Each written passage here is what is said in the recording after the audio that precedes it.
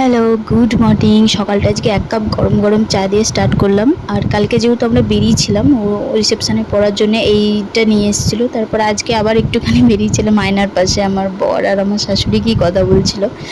আর আজকে এত পরিমাণে রোদ ছিল না, প্রচুর রোদ ছিল। তারপরে বাড়ি চলে এসেছিলাম কিছুক্ষণ পর। আসলে গেছিলাম হচ্ছে আমার যে ব্লাউজটা নেওয়া হয়েছে ওটা একটুখানি ঠিক করতে হবে, তো সেই জন্য গেছিলাম।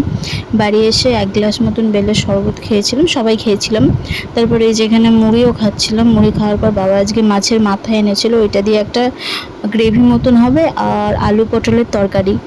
দুপুরে খাওয়া দাওয়ার পর এই যেখানে আমি একটা আইসক্রিম খাচ্ছিলাম।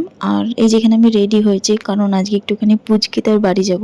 তো পুচকিদের বাড়ি গিয়ে এখানে ফুচকা খেয়েছিলাম, তারপরে এগ রোলও খেয়েছিলাম, ওটার ভিডিও নিতে ভুলে গেছি। আর এখানে আমি আমার বরকে কি বলছিলাম সেই নিয়ে হাসাহাসি করছিলাম।